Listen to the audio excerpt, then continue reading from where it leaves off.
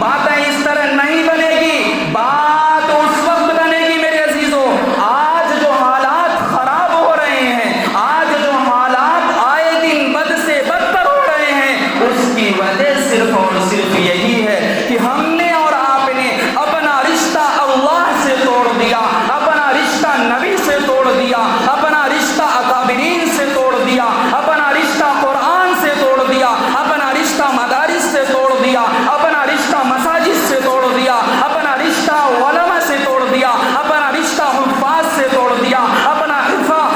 حصہ قاری قرآن سے توڑ دیا۔ اسی لیے میرے عزیزوں آئے دن حالات بد سے بدتر ہوتے ہیں۔ خود رب کہتا ہے کہ اے میرے بندے جب تو سرکش ہو جائے گا، جب تو بدبخت ہو جائے گا، جب تیری زندگی میں نماز نہیں رہے گی، جب تیری زندگی میں شریعت کے مطابق زندگی نہیں گزارے گا، تو میں تم پر ایسے حاکم کو مسلط کروں گا جو تمہارے اوپر ظلم کرے گا، تمہارے اوپر زیادتی کرے گی، تمہارے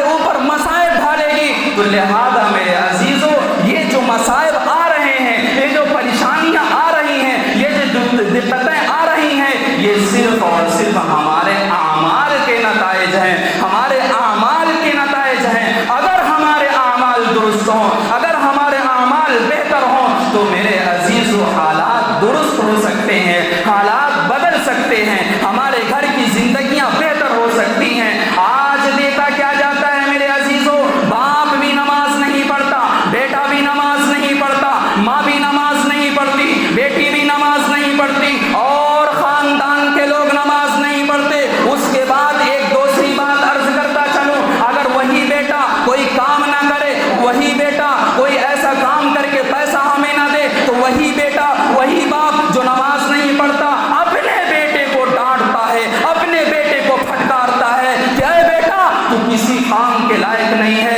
تو کسی کام کی چیز نہیں ہے، تو مجھے ضرورت کا پیسہ نہیں دیتا، اسے ادھر ادھر کی باتیں سنائی دے جاتی ہے۔ لیکن اگر وہی بیٹا بدبخت نکل جائے، وہی بیٹا دین شریعت کے لائن سے ہٹ جائے، تو وہی باپ اپنے بیٹے کو بلند آواز سے سمجھانے کی کوشش نہیں کرتا، سدھارنے کی کوشش نہیں کرتا، راہ راست پہ لانے کی کوشش نہیں کرتا۔ حالانکہ نبی کریم صلی اللہ علیہ وسلم کو مخاطب کرتے یہ میسج دیا جا رہا ہے، یہ پیغام دیا جا رہا ہے، وَأَنذِرْ عَشِيرَتَكَ الْأَقْرَبِينَ، اے میرے محبوب، اے میرے لاڈلے جناب محمد عربی صلی اللہ علیہ وسلم، سب سے پہلے آپ اپنے رشتہ داروں کو ڈرائیے، اپنے اقارب کو ڈرائیے، اپنے بہن بھائیوں، اپنے چچا اور اپنے خاندان والوں کو ڈرائیے۔ اس کے بعد آپ پڑوس میں جائیے، اس کے بعد اور آگے بڑھیے، اس کے بعد اور آگے بڑھیے۔ لیکن میرے عزیزو آج معاملہ الٹا ہوتا ہے، آج معاملہ اس کا اپوزٹ ہوتا ہے۔ ہم تو اپنے گریبان میں دیکھتے نہیں، ہم تو اپنے گریبان میں جھانکتے نہیں، ہم تو اپنی نظروں کو نیچے کر کے اپنے وجود بھی نہیں دیکھتے، لیکن سب سے پہلے دیکھتے ہیں کہ سامنے والا کیسا ہے، سامنے والے کی زندگی کس طرح گزر رہی ہے۔ نہیں میرے عزیزو، شاعر کہتا ہے کہ اپنے من میں ڈوب کر پا جا سراغ زندگی، اپنے من میں ڈوب کر پا جا سراغ زندگی، تو اگر میرا نہیں بنتا تو کم سے کم اپنا بن جا۔ یعنی کہ میرے عزیزو اپنی زندگی پہلے درست کرو، پھر دوسروں کی زندگی درست کرنے میں لگو، کیونکہ اگر ہماری زندگی بہتر ہوگی تب جا کے اگر ہم دوسروں کو کہیں گے بھائی نماز پڑھو، بھائی زکات دو، بھائی صدقہ کرو، تب جا کے وہ بات اثر کرتی ہے۔ قرآن بھی کہتا ہے یا ایھا الذین آمنوا لم تقولون ما لا تفعلون، اے ایمان والو وہ جو کام کیا کرو پہلے تم کہو پھر دوسروں کو کہا کرو، ایسا نہ ہو کہ تم کی کرو ہی نہ دوسروں کو حکم دو۔ تو لہٰذا میرے عزیزو آج کی مجلس میں یہ طالب علم پیغام دینے کی کوشش کر رہا ہے کہ ہم اور آپ اپنی زندگی میں نماز کو قائم رکھیں، نماز کو زندہ کریں، نماز کو اپنی زندگی میں استقامت کے ساتھ، پابندی کے ساتھ ادا کریں۔ اگر کوئی نوجوان ہے تو ابھی سے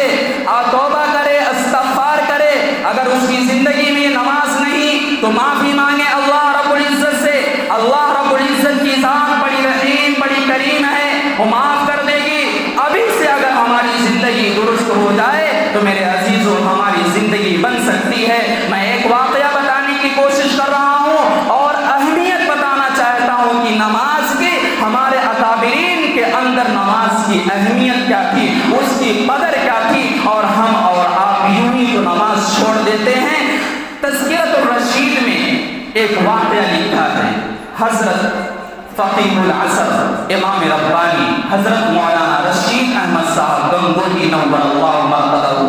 یہ وقت کے مفتی اعظم ہیں، بہت بڑے علامہ ہیں، دارالعلوم دیوبند کے مدرس بھی ہیں، مایہ ناز استاذ بھی ہیں۔ ان کی تکبیر تحریمہ ایک مرتبہ فوت ہو جاتی ہے، 1 سال کے بعد نہیں فوت ہوئی، 2 سال کے بعد نہیں، 3 سال کے بعد نہیں، تقریباً 22 سال کے بعد ایک مرتبہ تکبیر اولا فوت ہوئی، اور وہ بھی کیسے؟ دارالعلوم دیوبند میں ایک مرتبہ اجلاس ہو رہا تھا، اجلاس ہوتے ہوتے پروگرام چلتے چلتے عصر کا وقت آ گیا، اور حضرت مولانا یعقوب صاحب رحمت اللہ علیہ نماز کے لیے مصلی پر کھڑے ہو گئے، اور تکبیر اولا ہو چکی تھی۔ اس کے بعد حضرت مولانا رشید احمد صاحب گنگوہی نور اللہ مرقدہ پہنچے اور نماز میں شریک ہوئے، نماز مکمل ہوئی۔ اس کے بعد کیا ماجرا ہوتا ہے کہ ان کے مریدین، ان کے محبین، ان سے تعلق رکھنے والے دیکھتے کیا ہیں کہ حضرت والا کے آنکھوں سے آنسو زار و قطار گر رہے ہیں۔ یہ احساس پیدا کرانے کی کوشش کر رہا ہوں کہ ہمارے دلوں کے اندر نماز کی اہمیت کیا ہے۔ حضرت والا کے آنکھوں سے آنسو زار و قطار گر رہے ہیں۔ کسی نے پوچھا کہ حضرت